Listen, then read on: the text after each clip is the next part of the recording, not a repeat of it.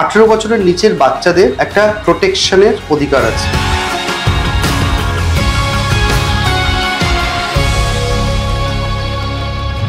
অনেকে আমরা পস্কো ব্যাপারটা অনেকেই জানি না। ফার্স্ট এটা নিয়ে একটুখানি বলো।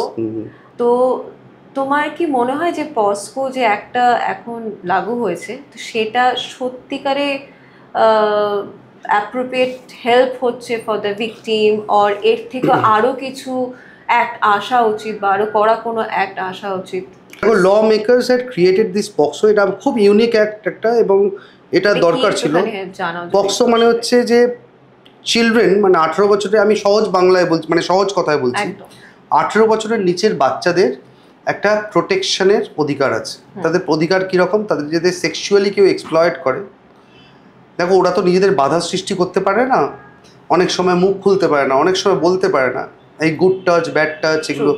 তো সেই জন্য তাদেরকে একটা প্রোটেকশনের ব্যবস্থা করে দেওয়া, এবং সেটা এত স্ট্রিক্ট ল যে তাতে যদি কেউ কোনোভাবে জড়িয়ে পড়েন বা কেউ যদি ওইতে এই ঘটনা ঘটান, তাহলে ভারতবর্ষ সরকারের তরফ থেকে যে আইন এসছে সেই আইনে তার কোনো মাফ নেই, মানে তার কোনো ক্ষমা নেই আর কি।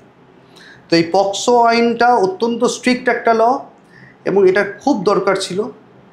তুমি আনফর্চুনেটলি আমরা তো খালি শহর কেন্দ্রিক হলে হবে না, ভারতবর্ষে প্রচুর, তুমি জানো 70% আর রুরাল এরিয়াস আছে। তো সেই সব জায়গাতে এখনও পর্যন্ত ভেরি আনফর্চুনেটলি প্রতি মুহূর্তে হয়তো অনেক বাচ্চাদেরকে এক্সপ্লয়েট করা হয়।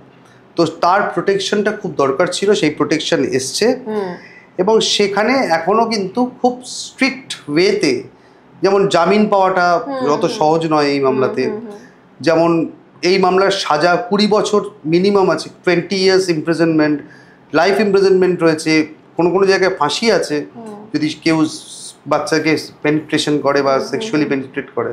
তো দিস আর দ্য থিংস যে পক্সো আইনের এই যে কড়া একটা শাসন, এটা বোধহয় ভারতবর্ষের জন্য দরকার ছিল। বাচ্চারা যে ওই লালসার শিকার হওয়া আমরা তো দিনরাত্রি দেখছি। ইনফ্যাক্ট আমি একটা কিছুদিন আগে ঘটনা মামলাও করেছি, যেখানে একটি 5 বছরের, এখনও করছি, ওটা তাদের স্পেশাল পাবলিক প্রসিকিউটর আছে, 5 বছরের একটি মেয়েকে অন্যায়ভাবে সেক্সুয়ালি পেনিট্রেট করা হচ্ছে। পক্সোতে একজন ট্রায়াল জাজকে দিনে অ্যাটলিস্ট 150-200 কেস তো করতেই হয়, এবং উনি করবেন কী করে? একটা মানুষ, হিউম্যান এজেন্সি, তারা তো মেশিন নয় কেউ। তো কারণ একটা স্পেশাল কোর্টে, পক্সো স্পেশাল কোর্টে হয়, চাইল্ড ফ্রেন্ডলি কোর্ট বলে ওগুলোকে। তো স্পেশাল কোর্ট সারা ডিস্ট্রিক্টে একটা থাকে। এবার তুমি অটোমেটিক্যালি তুমি বুঝতে পারছো যে এত বড় এরিয়া, সেখানে এই কেসেসের সংখ্যাও এত বেশি, তাহলে কোথায় একজন জাজ পারবেন কি করে?